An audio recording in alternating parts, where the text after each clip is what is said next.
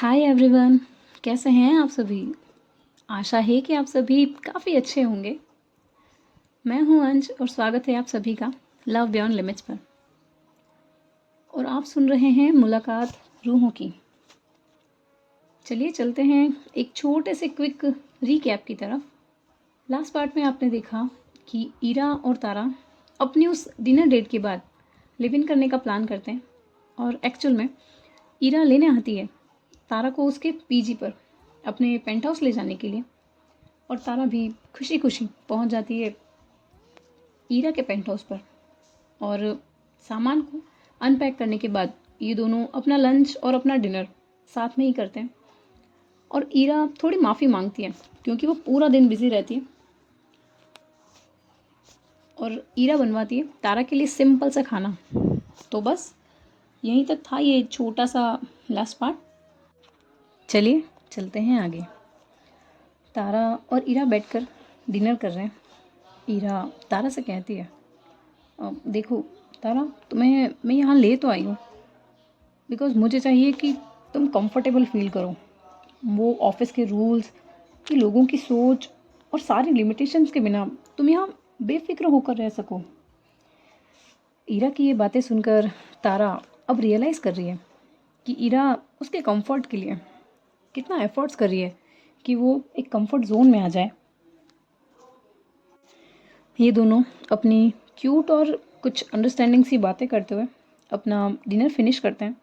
और डिनर के बाद तारा उन प्लेट्स को उठाने लगती है तो ईरा उसे रोकते हुए कहती है, अरे लीव इट तारा, ये स्टाफ कर लेंगे, तुम्हें ये सब करने की ज़रूरत नहीं है। तारा भी मुस्कुराते हुए ईरा से कहती है, ईरा अगर मैं ये करूँगी तो मुझे अपने घर जैसा लगेगा। ईरा उसे ऑब्जर्व करती है जिसे तारा की सिंप्लिसिटी और सिंसियरिटी साफ साफ दिख रही है। बस चुपचाप तारा को देखती रहती है और होठों पे एक हल्की सी मुस्कान है। डिनर के बाद ये दोनों थोड़ी देर बालकनी में जाकर मुंबई सिटी की उस लाइट्स को देख रहे हैं। तारा अब फाइनली ईरा के इस पेंट हाउस में धीरे धीरे रिलैक्स हो चुकी है। वो धीरे धीरे अपने आप को इस पेंट हाउस में एडजस्ट करने की कोशिश कर रही है। थोड़ी देर बातें करने के बाद ईरा और तारा रूम में जाकर चेंज करते हैं और बेड पर जाकर लेट जाते हैं। यहाँ अभी थोड़ा इन दोनों के बीच ऑकवर्डनेस तो है। तारा सोच रही है कि ईरा उसे हक करे और ईरा सोच रही है कि कहीं अगर ईरा ने फर्स्ट स्टेप लिया तो तारा अनकंफर्टेबल ना हो जाए। कुछ देर ये दोनों अपनी इसी कश्मकश में उलझे रहते हैं कि कौन कौन पहला स्टेप लेगा। फिलहाल ये दोनों सीलिंग की तरफ देख रहे हैं और अभी इन दोनों के बीच में थोड़ी दूरी है। कमरे में बिल्कुल अंधेरा है, बस वो लैंप लाइट की हल्की सी रोशनी इन दोनों के चेहरों पर पड़ रही है। ये लैंप लाइट की रोशनी इतनी विजिबल है कि ये दोनों एक दूसरे को क्लियर क्लियर देख सकें। कुछ मिनटों की इस चुप्पी के बाद ईरा ने ही बहुत हिम्मत करके अपने दाएं हाथ को तारा की तरफ बढ़ाया और तारा से कहा, तारा, कैन वी हग।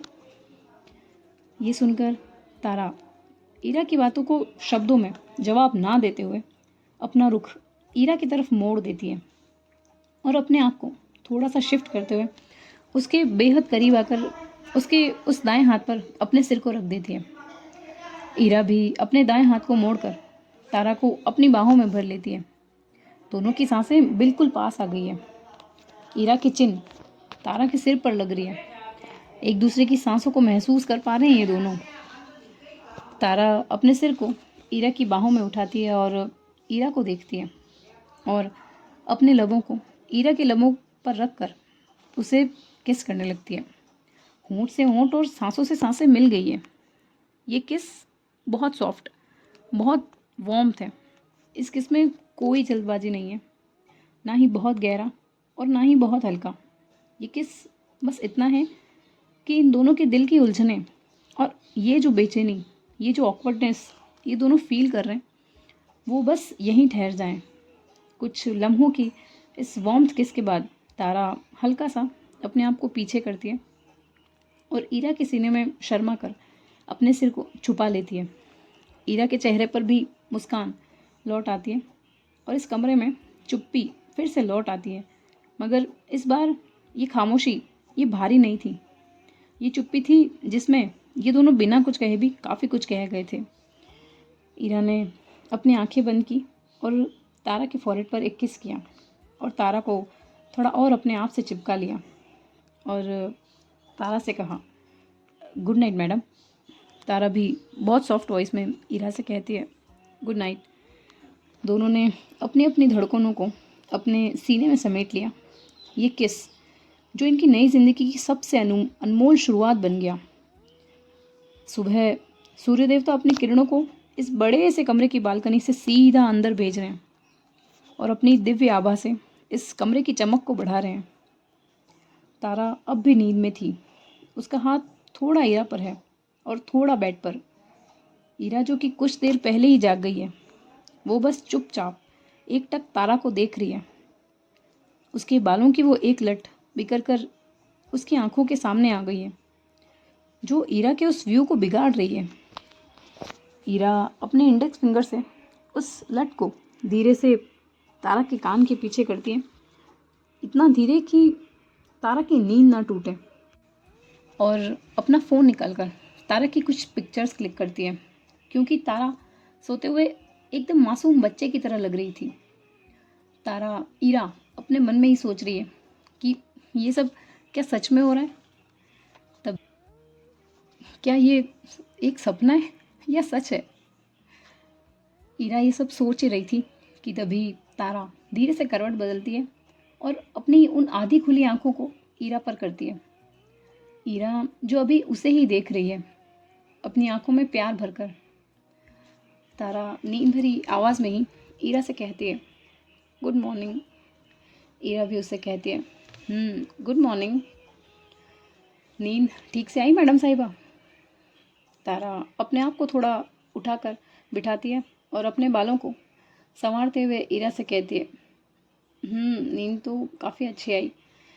ये सुनकर ईरा हल्का सा मुस्कुरा देती है, फिर अपनी नज़रों को वॉल क्लॉक पर करती है और तारा से कहती है, चलिए मैडम, आप जाकर फ्रेश हो जाइए और मैं नीचे जाती हूँ, नाश्ता रेडी करवाती हूँ, फिर साथ में ऑफिस के लिए निकलते हैं। तारा भी अपना सिर हाँ में हिलाती है और उठकर क्लोजेट से अपने कपड़े लेकर वॉशरूम की तरफ बढ़ जाती है। ईरा नीचे आकर अपने स्टाफ को बोलकर ब्रेकफास्ट रेडी करवाती है और ख़ुद भी शॉवर लेने के लिए चली जाती है। कुछ देर बाद दोनों डाइनिंग टेबल पर बैठकर अपना अपना नाश्ता करते हैं। डाइनिंग टेबल पर ब्रेकफास्ट, 1 कप एस्प्रेसो और 1 कप नॉर्मल अदरक वाली चाय पड़ी हुई है। अपना अपना नाश्ता फिनिश करने के बाद ये दोनों साथ निकलते हैं ऑफिस के लिए और दोनों ही पहुंचते हैं ऑफिस। तारा थोड़ी नर्वस रहती है कि कहीं कोई इन दोनों को साथ में ना देख ले, लेकिन ईरा बहुत नेचुरल बिहेव करती है, उसे किसी बात का कोई डर नहीं है। तारा अपने डेस्क पर जाकर बैठ जाती है और ईरा भी अपने कैबिन में चली जाती है। तारा और ईरा दोनों ही अपने अपने काम में बिजी हो जाते हैं। अपने डेली शेड्यूल को चेक करने के बाद, अपनी कुछ फाइल्स को देख लेने के बाद, ईरा अपने कैबिन से बार बार तारा को नोटिस कर रही है कि तारा कहीं खोई हुई सी है। उसके हाथों में पेन तो है, लेकिन वो चल नहीं रहा। ईरा अपना मोबाइल निकालती है और तारा को एक टेक्स्ट करती है, मैडम साहिबा कहाँ खोई हैं। तारा की नज़रें फ़ोन पर पड़ती है तो देखती है कि ईरा का मैसेज है, तो वो झट से फ़ोन को अनलॉक करती है और मैसेज पढ़कर मुस्कुरा कर ईरा के कैबिन की तरफ पलट कर देखती है। ऑफिस के बाद ईरा तारा को एक टेक्स्ट करती है कि वो पार्किंग में उसका वेट करे, वो बस थोड़ी देर में वहाँ आ जाएगी। तारा भी अपने सारे स्टफ़ को लेकर अपने उस टोट बैग में उठाती है और अपने कदमों को पार्किंग की ओर बढ़ा देती है। कुछ देर में ईरा भी पार्किंग में पहुंचती है और ये दोनों कार में बैठते हैं और ईरा तारा से कहती है, मैडम कुछ शॉपिंग पर चलें। शॉपिंग? तारा ईरा से कहती है, हाँ क्यों मैडम साहिबा, आपको शॉपिंग नहीं पसंद क्या। तारा कहती है, नहीं नहीं ईरा, ऐसा कुछ नहीं है, और वो सडन आपने शॉपिंग का पूछा तो इसलिए। हाँ मैडम चलिए आपको शॉपिंग करवाते हैं। तारा स्माइल देख कर देती है और कुछ ही देर में ईरा अपनी गाड़ी को एक बड़े से शॉपिंग मॉल के बाहर रोकती है और कार से बाहर निकलकर ईरा तारा के साइड आकर उसका हाथ पकड़कर बाहर लाती है। आइए मैडम, आपको कुछ शॉपिंग करवाते हैं। ये कहते हुए ईरा तारा का हाथ पकड़कर उसे मॉल के अंदर ले जाने लगती है। क्लोथिंग सेक्शन में पहुंचकर ईरा तारा के लिए कुछ ड्रेसेस लेती है और तारा भी ईरा को बिना बताए उसके लिए एक चॉकलेट ब्राउन शर्ट बाय करती है जिसका ईरा को ध्यान नहीं है। कुछ देर में क्लोथिंग सेक्शन से निकलकर ये लोग पहुंचते हैं ग्रोसरी सेक्शन में। फिर वहां जाकर कुछ घर के लिए शॉपिंग करते हैं। दोनों ग्रोसरी स्टोर में कार्ट को लेकर घूम रहे हैं। तारा हर चीज़ के लिए ईरा से पूछती है कि ये ले लूँ, वो ले लूँ, और ईरा बार बार अपनी शरारत करते हुए उस कार्ट में बहुत सारी डार्क चॉकलेट्स और चिप्स डालती रहती है। तारा जब कार्ट में देखती है कि इसमें इतनी सारी चॉकलेट्स और चिप्स हैं तो ईरा से बोल पड़ती है, ईरा ये आप क्या कर रही हैं? ये इतनी सारी चॉकलेट्स आप क्या करेंगी इनका? ईरा भी तारा से कहती है, कुछ नहीं मैडम साहिबा, हम खाएंगे, हम मूवी देखेंगे ना तब खाएंगे। तारा स्माइल देकर अपना सिर ना में हिलाकर थोड़ा आगे बढ़ जाती है। ये लोग ग्रोसरी सेक्शन से निकलकर पहुंचते हैं डेकोरेशन सेक्शन में। वहाँ तारा एक सिंपल सा फेरी लाइट्स उठाकर ईरा से कहती है, ईरा ये ले लें क्या? कैसा लगेगा? ये ड्राइंग रूम में लगाएंगे। ईरा बस तारा को देख रही है कि तारा कितनी खुश है ये सब करते वक्त, उसके चेहरे पर कितनी चंचलता है। डेकोरेशन सेक्शन से भी ये लोग अपने लिए कुछ सामान लेते हैं और दोनों बैग्स लेकर मॉल से बाहर निकलते हैं। ईरा कैजुअली तारा का हाथ पकड़कर चल रही है। दोनों के बीच एक अनकहा रोमांस है जो नेचुरल फ्लो में थोड़ा थोड़ा आगे बढ़ रहा है। ये दोनों अपना डिनर भी बाहर ही करते हैं और डिनर करके दोनों निकलते हैं अपने घर के लिए। घर आकर दोनों सारे शॉपिंग बैग्स को लिविंग एरिया में रखकर खुद को उस काउच पर गिरा देते हैं। एक तो ऑफिस का इतना टायरिंग डे, ऊपर से ये शॉपिंग। कुछ ही देर में ये दोनों अपना जितना भी लाया हुआ सारा घर का सामान है एक एक करके सजाते हैं और ड्राइंग रूम में वो हल्की सी येलो लाइट्स, कॉर्नर में वो स्मॉल इंडोर प्लांट्स और एक नए खरीदे हुए फ्लोर लैम्प की वो सॉफ्ट सी ग्लो, बालकनी में वो फेरी लाइट्स, कितना कुछ लाए हैं ये लोग ईरा के इस नए घर के लिए। नहीं, ईरा और तारा के इस नए घर के लिए। हाँ, तारा बालकनी में खड़ी है। पीछे से ईरा उसके लिए एक वार्म ब्लैंकेट लेकर आती है और ईरा धीरे से तारा को अपनी ओर खींचती है और दोनों उस ब्लैंकेट में एक साथ लिपट जाते हैं। तारा का सिर ईरा के शोल्डर पर टिक जाता है। बस हवा की ये सरसराहट और दूर तक आती है बारिश की हल्की हल्की सी वो संदली संदली सी ये महक। दोनों बालकनी की रेलिंग से बस बाहर देखते हैं। दोनों ही बालकनी की वो रेलिंग से बाहर देख रहे हैं। आसमान में बादलों के बीच से वो हल्का सा चांद इन दोनों को देख रहा है। इस कोजी ब्लैंकेट के अंदर ये दोनों एक दूसरे के वार्मथ में खो जाते हैं, जैसे सारी दुनिया बाहर रह गई है और बस बालकनी, ये फेरी लाइट्स और उनका ये साथ, बस यही बाकी रह गया हो। तभी तारा ईरा से कहती है, ईरा आपको पता है, मुझे कभी लगा नहीं था कि एक दिन मैं किसी के साथ ऐसे मोमेंट्स जी पाऊंगी। ईरा तारा के बालों को हल्का सा सहलाते हुए उससे कहती है,